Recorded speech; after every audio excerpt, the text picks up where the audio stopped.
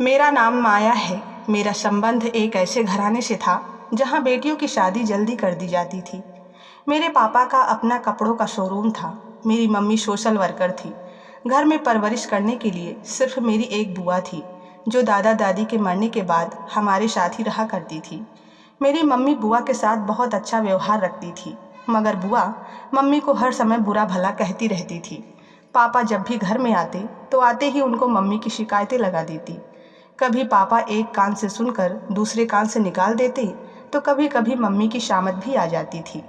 Mummy जब इस बात का शिकवा पापा से करती तो पापा मम्मी को ये कहकर टाल देते कि एक रोज वह इस घर से शादी करके चली जाएगी, बस कुछ समय के लिए सब्र कर लो। मेरी बुआ जिनकी उम्र 35 साल हो गई थी, एक बार तलाक होने के बाद उन्होंने दोबारा शादी नहीं की थी।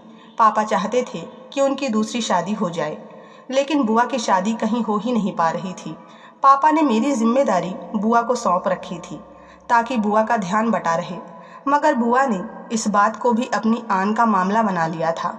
वह सब रिश्तेदारों को कहती कि मेरी भाभी तो इस काबिल हैं ही नहीं कि औलाद की जिम्मेदारी भी संभाल सकें। तभी तो मेरे भाई ने मेरी भतीजी की जिम्मेदारी मेरे सर पर डाल दी है। मेरी भाभी को तो बच्चे पालना ही नहीं आता। बुआ ने मेरी परवरिश ऐसी की कि मुझे मेरी ही माँ के खिलाफ भड़का दिया।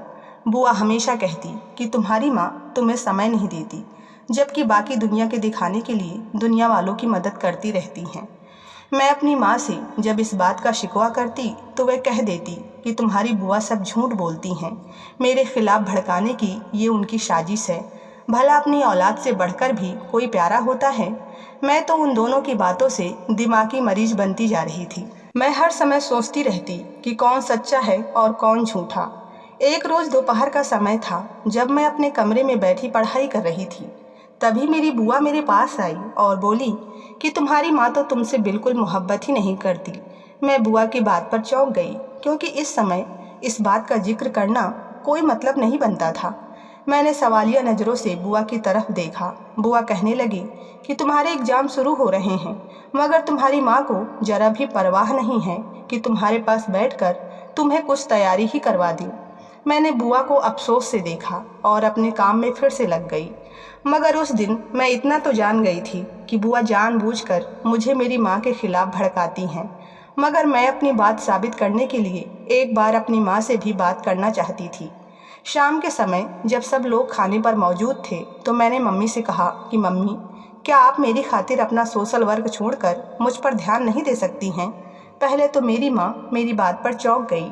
उनके चेहरे से ऐसा लग रहा था जैसे मैंने उनसे उनके जीने की वजह ही छीन ली हो। मगर मुझे देखना था, इस बात को साबित करना था कि मेरी बुआ जो कह रही हैं वह गलत है। मैंने मम्मी से दोबारा सवाल किया, क्या आप मेरी खातिर अपना सोशल वर्क छोड़ नहीं सकती? तो मेरी मम्मी मुस्कुराने लगी और कहने लगी कि तुम मेरी पूरी दुनिया हो, मैं तुम्हारे लिए सब कर सकती हूँ। और फिर मेरी माँ ने मेरी खातिर सब कुछ छोड़ दिया। मगर मैं जब भी स्कूल से आती तो दरवाजे के बाहर बहुत सी औरतों की भीड़ लगी होती। मुझे काफ़ी हैरत होती। एक दिन मैं कॉलेज से आ रही थी तो दरवाजे के आगे आज भी औरतों की बहुत भीड़ थी। सब ने सफ़ेद रंग के कपड़े पहने हुए थे। मुझे उन औरतों से डर महसूस हो रहा था। मैं डर के मारे जल्दी से घर के अंदर जाने लगी कि अचानक दो औरतों की आवाज़ मेरे कानों से टकराई, जो आपस में बातें कर रही थी कि जब से सरला मैडम ने हमारे सर से हाथ उठाया है, हम तो सड़क पर ही आ गए हैं। ना जाने उन्होंने हमारी मदद करना क्यों छोड़ दिया है। उस दिन मुझे समझ आया कि घर पर तो सिर्फ मैं अकेली होती हूँ जिनका ख्याल रखने के लिए नौकर चाकर मौजूद हैं, मगर यह विधवा बेसहारा मम्मी से कितनी उम्मीदें और आस लगाए बैठी हैं।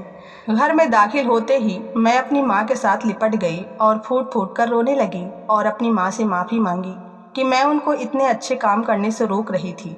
मैंने एक नज़र अपनी बुआ की तरफ देखा, जो गुस्से से और हैरत से मेरी ही तरफ देख रही थी, लेकिन मुझे कोई फ़र्क नहीं पड़ता था। उस दिन के बाद से बुआ मेरी भी दुश्मन बन गई थी। पहले बुआ ने पापा से कहकर मेरी पढ़ाई बंद करवा दी, मुझ पर गलत इल्ज़ाम लगाए, यहाँ तक कि मुझे चरित्रहीन भी ठहराया।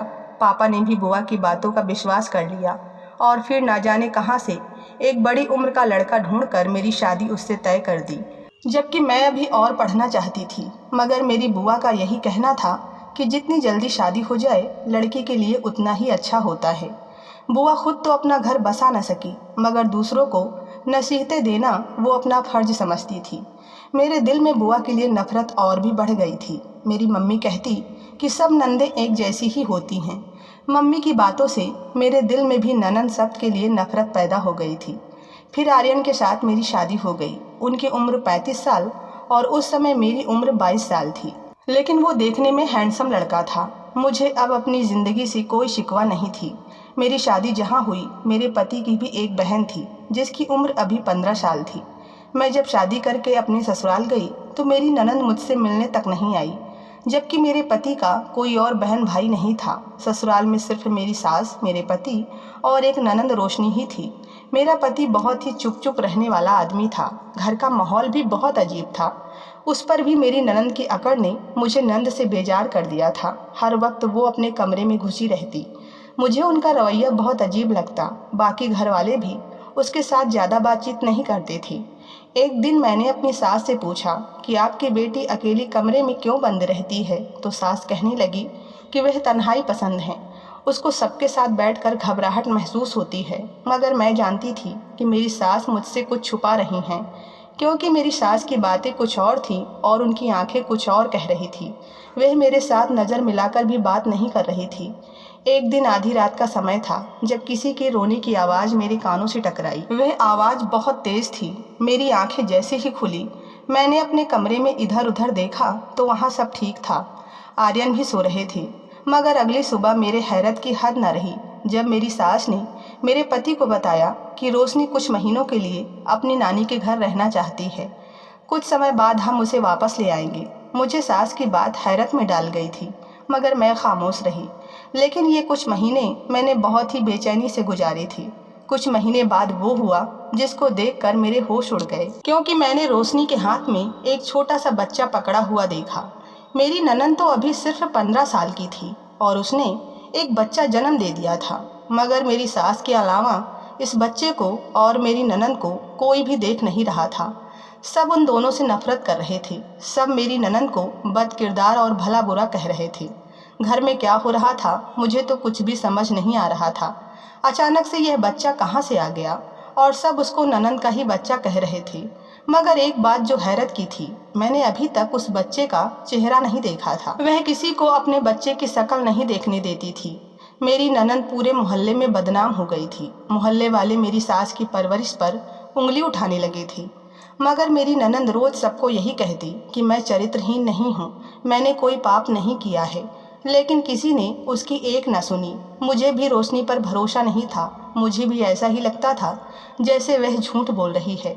मेरे पति ने मेरी ननंद को खूब मारा पीटा। मेरी सास ये सब सहन नहीं कर पाई और मेरे पास आकर हाथ जोड़ने लगी कि मेरी बेटी रोशनी को बचा लो, उसको तुम ही बचा सकती हो। मगर मैंने भी अकड़ में अपनी सास से कह दिया कि जो काम रोशनी ने किया है उसके बाद तो उसको मर ही जाना चाहिए, उसको उसके किए की सज़ा ज़रूर मिलनी चाहिए। मगर मेरी सास फूट फूट कर रोने लगी और कहने लगी कि तुम बहुत गलत कर रही हो।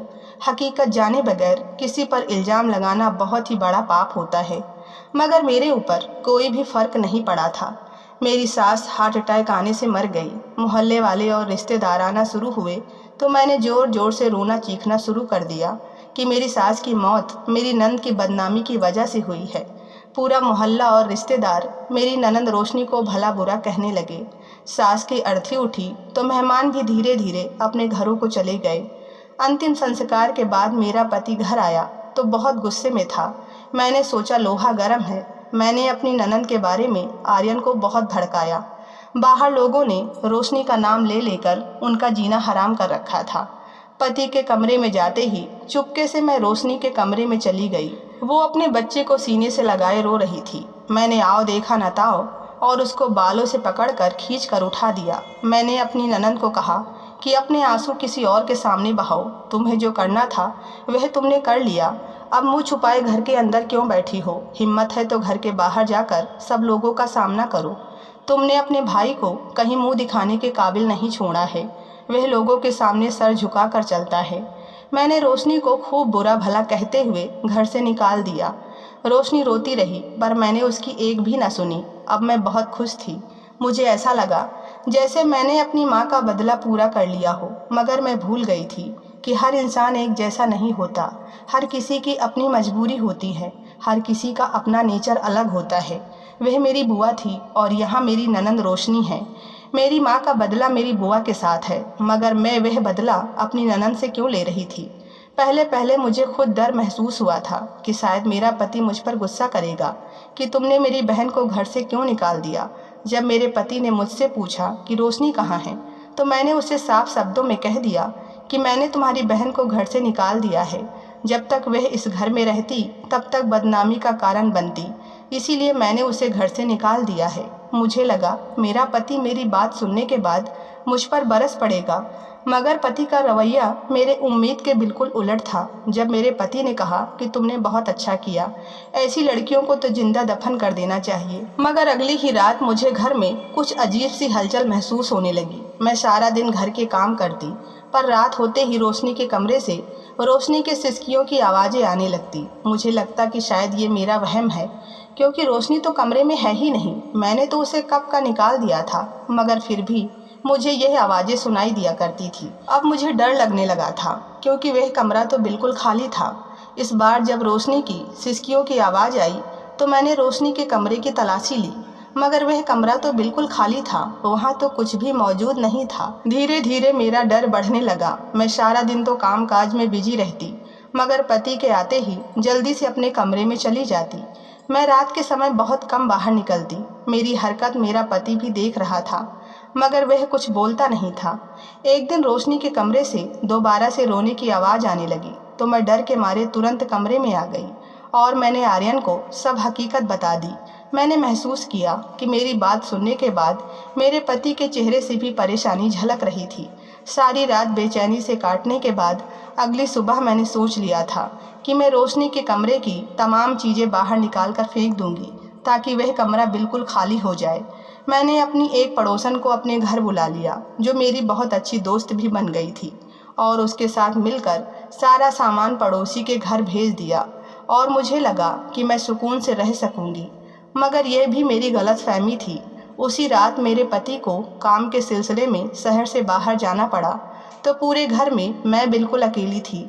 मगर अब मुझे इस बात का डर नहीं था कि रोशनी के कमरे से कोई आवाज़ आएगी। मैं जैसे ही कमरे में जाने लगी, रोशनी के कमरे की लाइट जो सुबह से बंद थी अचानक से एकदम जल उठी और बुझने लगी। ये मंजर देखकर तो मैं एकदम से डर गई। मैं जैसे ही रोशनी के कमरे के पास गई, लाइट एकदम बंद हो गई। मैंने डरते डरते जैसे ही रोशनी के कमरे का दरवाज़ा खोला तो मेरी चीख निकल गई, क्योंकि सामने रोशनी का बेटा और ख़ुद रोशनी मौजूद थे, जो बहुत ही बुरी हालत में थे। फटे पुराने कपड़ों में रोशनी बरसों की बीमार लग रही थी। मैं चीखें मारते हुए वहाँ से घर के बाहर की तरफ भागी। दरवाजे पर ही आर्यन से टकरा गई। आर्यन ने मेरी ख़राब हालत देखी तो मुझे कंधे से पकड़कर झंझोड़ने लगा।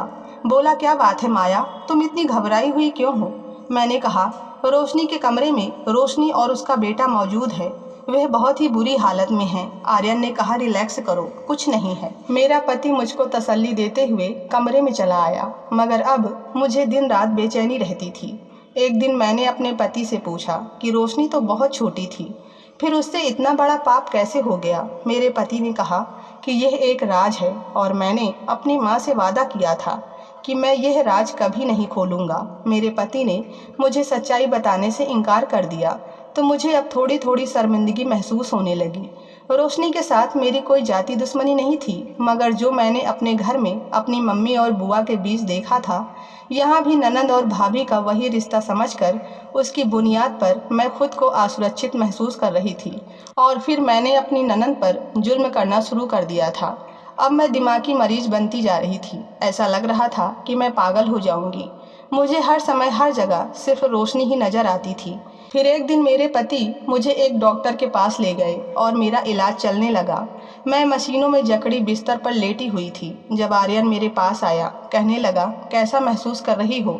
बेबसी इंसान को किसी काबिल नहीं छोड़ती, सच कह रहा हूँ ना? मैं अपने पति की बात पर हैरान रह गई। मैं चौंक कर सवालिया नज़रों से अपने पति की तरफ देखने लगी। वह एकदम ज़ोर ज़ोर से हंसने लगा और कहने लगा कि काश मुझे अपनी बहन की हकीकत पहले मालूम होती तो कभी तुम जैसी झूठ और चालाक औरत के हाथों रुसवा न होता। मैं अपने पति के बात करने के अंदाज पर हैरान रह गई। मेरे पति ने कभी मुझसे ऐसी बात नहीं की थी। उसने तो हमेशा मेरे साथ मोहब्बत से बात की थी। मैंने अपने पति से पूछा क्या हुआ है। मेरे पति ने कहा कि तुम्हारी वजह से हमारा हंसता खेलता घर बर्बाद हो गया है। जब से तुम आई हो तब से हमारी खुशियों को नज़र लग गई है। बड़े बुजुर्ग बिल्कुल ठीक कहते हैं कि एक औरत ही घर को संवार सकती है और एक औरत ही घर को बर्बाद भी कर सकती है। मगर मरने से पहले मेरी माँ मुझे सच्चाई ना बताती तो आज भी मैं तुम्हारी बातों के बहकावे में आ जाता।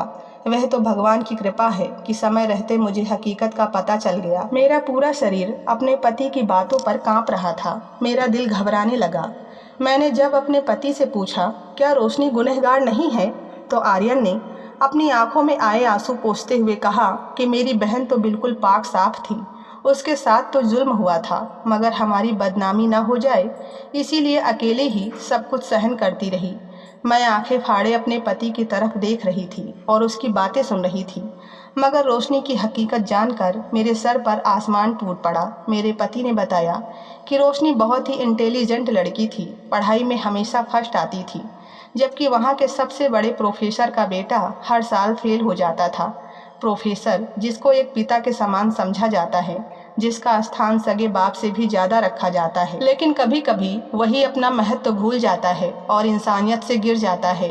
रोशनी बहुत ही मासूम थी, मगर उसके प्रोफेसर ने बार बार उसको फेल करना चाहा। मगर जब रोशनी ने इसके खिलाफ आवाज़ उठानी चाहिए तो उसके प्रोफेसर ने उसकी आवाज़ हमेशा के लिए दबा दी। प्रोफेसर ने रोशनी की इज्जत को रौंद डाला, मगर रोशनी ने अपने घर वालों की इज्जत बचाने के लिए किसी को कुछ भी न बताया।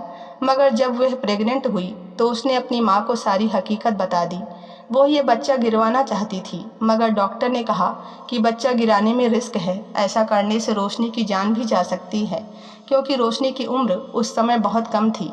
तुमने मेरे दिमाग में मेरी ही बहन के खिलाफ बुराई भरना शुरू कर दिया, मगर माँ ने मरने से पहले मुझे सब कुछ बता दिया। जब तुमने मेरी बहन को घर से निकाला तो मैं उसे वापस ले आया और उसको कमरे में बने तहखाने में छोड़ दिया। मैं रोज़ वहाँ उससे मिलने जाता और तभी मैं और रोशनी ने मिलकर ये तय किया कि तुम्हें इतना डराया जाए कि तुम खुद ही अपनी ज़िंदगी नरक बना लो। और उन दोनों का कहा सच हो गया था। मैं दिमागी मरीज बन चुकी थी। अब मैं बहुत शर्मिंदा थी। मैं अपने पति से माफ़ी मांग रही थी, मगर मेरे पति ने मेरी एक न सुनी और मुझे छोड़कर चला गया। मैं अपनी माँ के घर आ गई तो वहाँ के मोहल्ले के लोगों ने मेरा जीना हराम कर दिया। मुझ पर तरह तरह के इल्ज़ाम लगाते। कोई कहता कि तलाक लेकर आ गई है तो कोई मेरे चरित्र पर ही उंगली उठाता। अब मुझे एहसास हुआ कि किसी के किरदार पर कीचड़ उछालना बहुत आसान है, मगर इंसान जब किसी पर कीचड़ उछालता है तब उस कीचड़ के छींटे अपने ऊपर भी ज़रूर पड़ते हैं। मैं सब कुछ खामोशी से बर्दाश्त कर रही थी, क्योंकि ये सब कुछ मेरा अपना ही किया धरा था। मैंने जो बोया था वही काट रही थी। मेरी बुआ, जिन्होंने सारी ज़िंदगी मेरी माँ की मुश्किलें बढ़ाई थी, आज वे बिस्तर पर पड़ी हुई थी। उनकी रीढ़ की हड्डी टूट गई थी, जिसकी वजह से उनके पूरे शरीर ने उनका साथ छोड़ दिया था। वे हिल भी नहीं सकती थी। मैं बुआ के पास गई तो वे मुझसे कुछ कहना चाह रही थी, मगर वो ठीक से बोल नहीं पा रही थी, मगर अपने कांपते होठों के साथ हाथ जोड़कर मुझसे माफ़ी मांग रही थी। उन्हें बोलने में बहुत ही मुश्किल हो रही थी, मगर उन्होंने मुझसे टूटे फूटे शब्दों में इस बात को माना था कि मैंने तुम्हारी परवरिश जानबूझकर ऐसी की जिससे कि तुम्हारे दिल में सिर्फ लोगों के लिए नफरत पैदा हो जाए। और यह सब कुछ मैंने अपनी जलन में किया था, क्योंकि सभी तुम्हारी माँ का बहुत सम्मान करते थे। नाराज़ तो मैं बुआ से बहुत थी, जिन्होंने मेरी पूरी शख्सियत ही बिगाड़ के रख दी थी। मगर वह जिस हालत में थी, उनकी ज़िंदगी और मौत का कोई भरोसा नहीं था। तभी मैंने बुआ को सच्चे दिल से माफ़ कर दिया और तभी मैं एकदम से चकराकर गिर गई और जब होश आया तो मैं अस्पताल में थी। मैंने हैरानगी से इधर उधर देखा तो पास ही मेरी ननंद और मेरा पति आर्यन खड़ा था। मैंने हैरत से दोनों की तरफ देखा तो रोशनी मुस्कुराती हुई मेरे पास आई और कहने लगी, मुबारक हो भाभी, मैं बुआ बनने वाली हूँ और आप मम्मी और भाई पापा। ये सुनकर मेरी आंखें भीग गई थी। मैं फूट फूट कर रोने लगी और भगवान का धन्यवाद करने लगी। मैंने रोशनी से हाथ जोड़कर माफ़ी मांगी और उससे कहा कि वह मुझे माफ़ कर दे। मैंने अपने पति से भी माफ़ी मांगी तो मेरे पति ने भी मुझे सच्चे दिल से माफ़ कर दिया। कुछ समय के बाद भगवान ने एक मुझे प्यारी सी बेटी दी।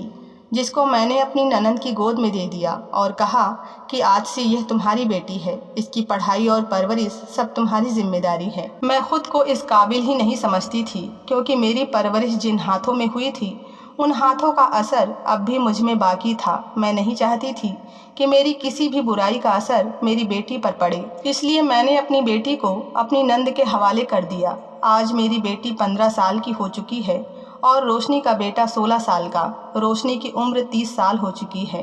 अब तक रोशनी जिद पर अड़ी रही कि उसे शादी नहीं करनी, लेकिन आखिरकार मैंने उसे शादी के लिए राजी कर ही लिया और एक बहुत अच्छा लड़का ढूंढकर उसकी शादी कर दी और उसे घर पर ही घर जमाई बनाकर रख लिया।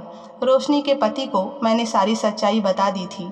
रोशनी के पति की उम्र भी लगभग 35 साल थी। वे बहुत गरीब था और अब तक उसकी शादी नहीं हुई थी। उसने खुशी खुशी रोशनी को स्वीकार कर लिया और अब वह रोशनी को बहुत खुश रखता है। मैं भी रोशनी को खुश देखकर अंदर से बहुत सुकून महसूस करती हूँ। गम के बादल छट चुके थे, अब हमारी ज़िंदगी में खुशियाँ ही खुशियाँ थी। आज की कहानी में बस इतना ही। अगर आपको हमारी कहानी पसंद आई हो तो वीडियो को लाइक करें। चैनल पर नए हैं तो चैनल को सब्सक्राइब करना ना भूलें। मिलते हैं नई कहानी के साथ, तब तक के लिए धन्यवाद।